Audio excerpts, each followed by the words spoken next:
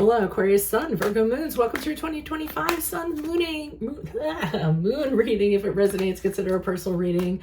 Click on my link tree bio. Text me at 646-902-5718. Otherwise, let's see what's going on with you guys for 2025. Let's talk about you guys a little bit. So you have an incredible sense of responsibility, obligation. You tend to hold back on your affections a little bit.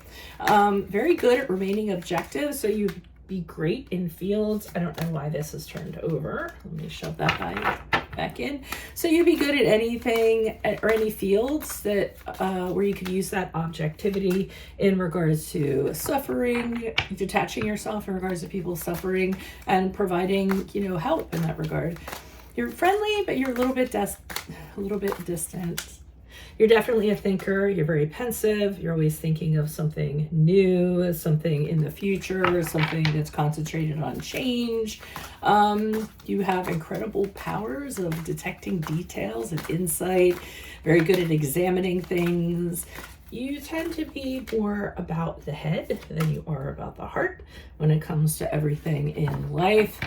You usually get your thrills out of working hard. That's where you're mostly fulfilled. Be careful you don't overwork. Sometimes in doing that, you can suffer some psychological issues, some self-loathing, and we don't really need any of that, right? That doesn't serve us very well.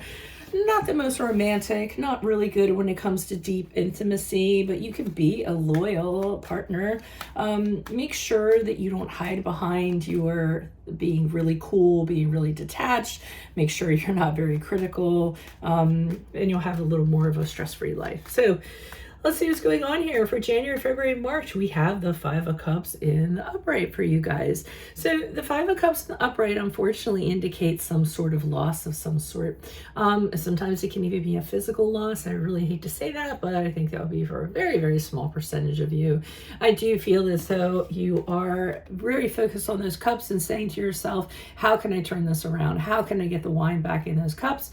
But that's really not able to happen. If we get too absorbed in that, if we dwell on that too much, what's going to happen is we end up going down that rabbit hole. So that's what I'm kind of seeing for January, February, and March. I will have clarifiers for that in the extended. Just go to my Vimeo channel, Veronica Garnett. Now for April, May, June, these cards keep on flipping out. We have the Eight of Wands in the upright. So this is going to be a time of a lot of communication going on, emails, texts, verbal communication. And as a result of these communications, things are going to move forward very quickly. This could be a whirlwind romance. This could be action of some sort. So finding out about things, getting news about things, and then using that news to propel you forward. So things are going to be very, very fast paced during the period of April, May, June, I feel. And we have the King of Wands here in reverse for July, August, September. So the King of Wands in reverse speaks to me of you not having a lot of confidence, not feeling very powerful, not feeling like you could overcome some challenges that you're experiencing during this period of time, almost feeling as though it's impossible to kind of make things happen and the world's kind of closing in around you. So we want to be very wary of, or very aware of our psychological, where we're heading psychologically in that regard, because again, we don't want to go down a rabbit hole where we're just beating ourselves up and see no hope and no faith. We want to work on that inner strength. Okay.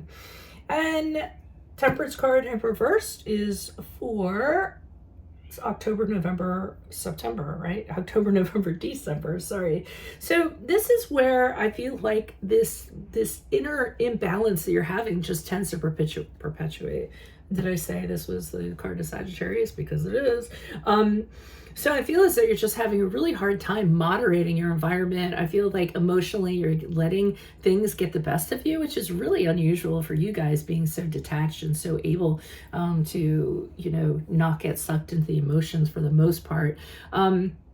And it's almost as though you're just having a bad temperament. You just can't seem to see positive things in what's around you. So therefore you can't work on anything positive. So I would say overall, you know, for the year 2026, you really want to kind of focus on a little less gloom and doom, focusing on the negativity where it just overcomes everything in your life, and, you know, not focus on, you know, self-loathing and things of that nature, because nothing about that is going to be positive. But if this resonates, consider a personal reading. Just click on my link tree in my bio, text me at 646-902-5715.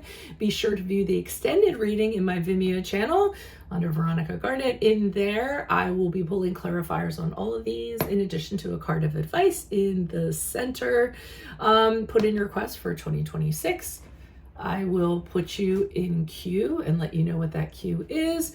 Otherwise, best of luck to you, Aquarius, Sun, Virgo moons.